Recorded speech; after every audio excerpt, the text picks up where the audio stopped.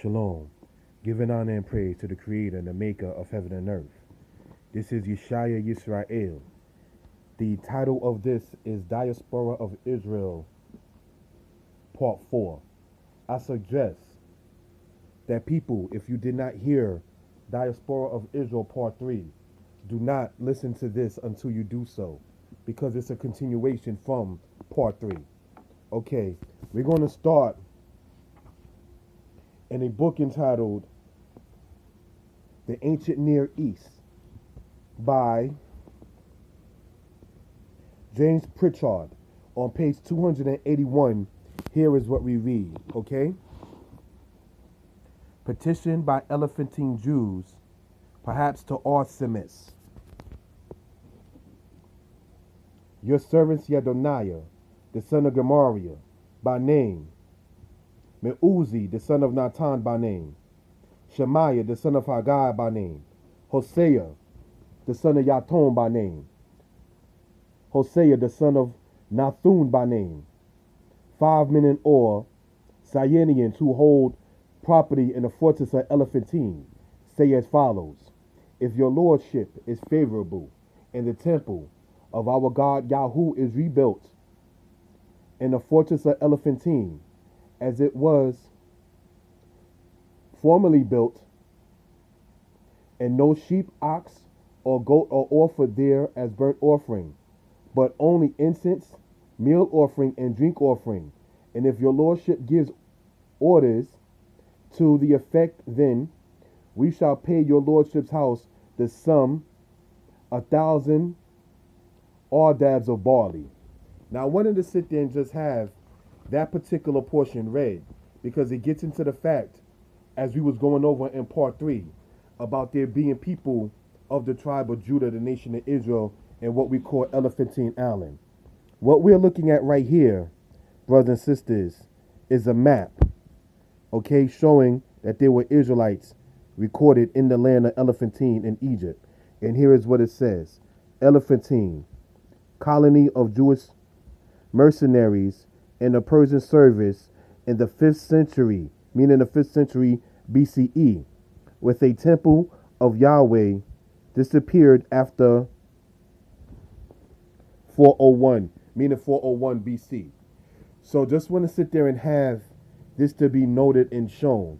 All right, this is by the first cataract. This is what geographically, as we went over before, and what they will call Upper Egypt. All right, we went over that in part 1. So I just wanted to sit there and have that to be shown for edification purposes. All right. Next thing we're going to go over, brothers and sisters, is I have a secular source. It is entitled Egypt of the Pharaohs by Sir Alan Gardiner. And on page 371, we see the following: some xenophobia there doubtless was, possibly once even a petty uprising against the alien rulers, but especially in Upper Egypt, it will have required differences of race and religion to fan any unrest into flame. Such a case arose on the island of Elephantine in 410 BCE. Here, the worshippers of Yahoo and the priests of the ram-head god Khnum lived cheek by jowl. The native priests took advantage of the absence abroad of the satrap Artemis to bribe local commandant Vidaranag, with the result that the Jewish temple was completely razed to the ground. The Aramaic papyri recounting this matter comprised a petition sent to Bagoas, Bagoas, the governor of Judah, pleading for the rebuilding, and it appears that this was ultimately conceded. So I just wanted to sit there and have that particular portion read that came out of this book here, Egypt of the Pharaohs by Sir Alan Gardiner, on page 371. So I'm showing the different references that there were Israelites that were living in what you call southern part of Egypt in Elephantine Island, which is by the first cataract. All right, so let that be noted and understood. If we will, let's go back, brothers and sisters, to the scriptures. Let's go to the book of 2 Kings. chapter 25, and we're going to start in 2 Kings 25, verse 1. All right, so we can gain an understanding of what we're talking about. And here, brothers and sisters, is what we read. And it came to pass in the 9th year of his reign, in the 10th month, in the 10th day of the month, that Nebuchadnezzar, king of Babylon, came, he and all his army against Jerusalem, and encamped against it, and built forts against it round about. So the city was besieged until the 11th year of King Zedekiah. On the 9th day of the 4th month, the famine was sore in the land, so that there was no bread for the people in the land. Then a breach was made in the city, and all the men of war fled by night, by the way of the gate between the two walls, which was by the king's garden. Now the Chaldeans were against the city round about, and the king went by the way of the Arabah. But the army of the Chaldeans pursued after the king, and overtook him in the plains of Jericho, and all his army was scattered from him. We are now in verse 6. Then they took the king and carried him unto the king of Babylon to Riblah, and they gave judgment upon him, and they slew the sons of Zedekiah before his eyes, and put out the eyes of Zedekiah, and bound him in fetters, and carried him to Babylon. Now in the 5th month, in the 7th day of the month, which was the 19th year of the king Nebuchadnezzar, king of Babylon, came Nebuzaradan, the captain of the guard, a servant of the king of Babylon, unto Jerusalem. And he burnt the house of Yah, and the king's house, and all the houses of Jerusalem. Even every great man's house burnt he with fire. And all the army of the Chaldeans that were with the captain of the guard broke down the walls of Jerusalem round about. And all the residue of the people that were left in the city, and those that fell away, and fell to the king of Babylon, and the residue of the multitude, did Nebuzaradan, the captain of the guard, carry away captive. But the captain of the guard left the poorest of the people of the land to be vine dressers and husbandmen. So just wanted to sit there and let that be read, because this is speaking, as we had just read, about the scattering of the tribes of Israel, namely the southern kingdom of Judah, in this area here in Jerusalem, that was taken over into the land of Babylon, going, as we shown in part 3, going up north by where the Assyrians were, then going south. All right, so let that be noted and understood. So now the point in this emphatically is to show that you had Judah, the southern kingdom in Egypt, and Judah, the southern kingdom also in the land of Babylon. So that was part of what we read in Deuteronomy, the 28th chapter, where it says, you shall be scattered from one end of the earth even to the other. That was the beginning of the great dispersion of Israel, the southern kingdom. We went over in part 2 about Israel, the northern kingdom, being sent into the Assyrian captivity. And as we read in Jeremiah chapter 50, it explained the connection with the Assyrian captivity and the captivity of Babylon. This is why I suggested that people listen to part 3 of this before listening to this being part 4. Okay, so we can gain an understanding concerning this. I have, for the record, an external reference yet again. It is from a book, The Greatness That Was Babylon, on page 268. Okay, so we can gain an understanding of what we're talking about. And here is what we read.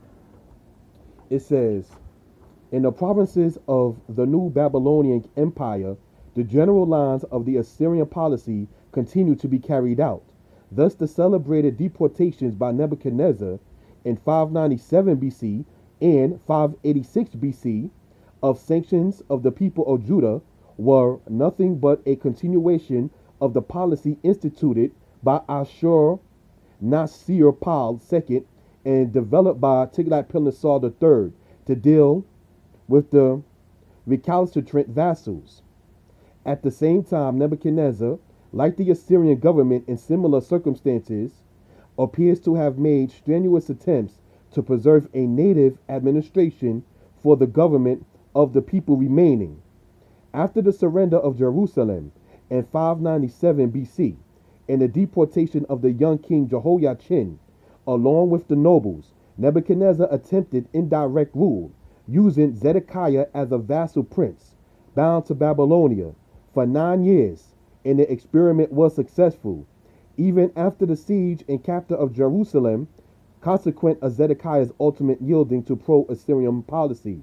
Nebuchadnezzar still did not abandon the attempt to employ some form of indirect rule and appointed a Judite nobleman Gedaliah as governor. So I just wanted to sit there and have that particular thing to be read. All right, so we can gain an understanding of what we're talking about. This book right here, The Greatness That Was Babylon, all right, basically is sitting up here speaking about the policies that the Babylonian king adopted, similar to that of the Assyrians. That's why Jeremiah chapter 50, verse 33 and verse 17, as read and discussed last portion, was very important. Okay, brothers and sisters, going back to a book that has been cited before in other parts. This book here is entitled Hebrewisms of West Africa.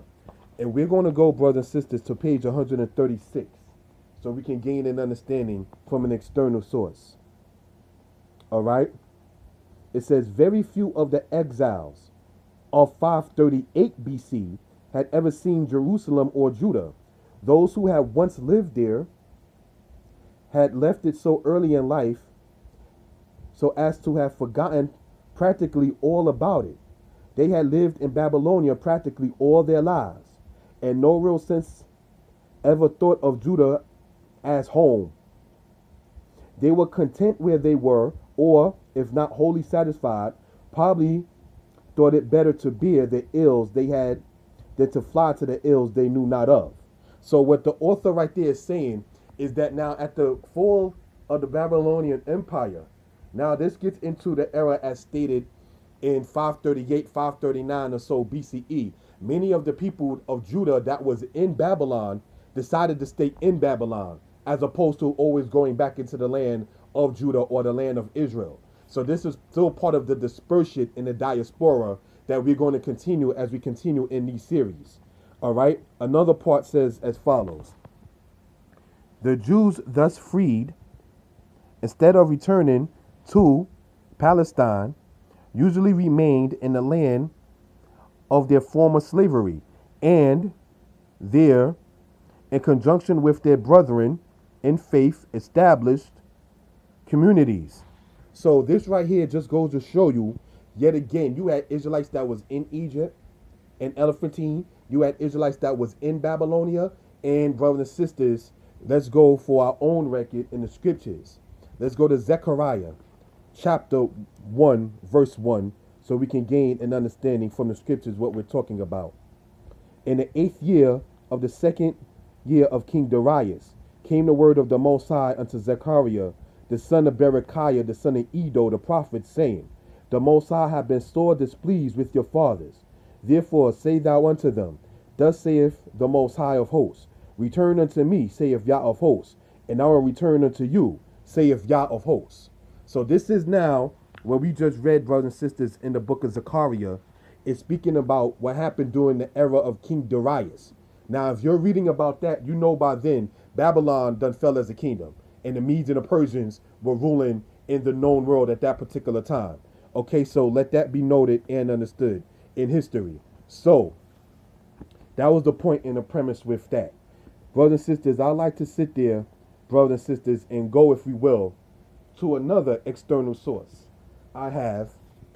Okay, and this one here is, matter of fact, we won't go into the scriptures and conclude out. Let's do that. Let's go into the book of Isaiah, chapter 11, verse 11, so we can gain an understanding and then conclude. All right, Isaiah chapter 11, verse 11. And here is what we read, brothers and sisters. It says the following. And it shall come to pass in that day that the Most High will set his hand again the second time to recover the remnant of his people that shall remain from Assyria and from Egypt and from Pathros and from Cush and from Hamath and from the islands of the sea. And he shall set up an ensign for the nations. It will assemble the dispersed of Israel and gather together that scattered of Judah from the four corners of the earth. It distinctly says, assemble, dispersed of Israel, Gathered together, scattered to Judah. The 12 tribes will return. Shalom.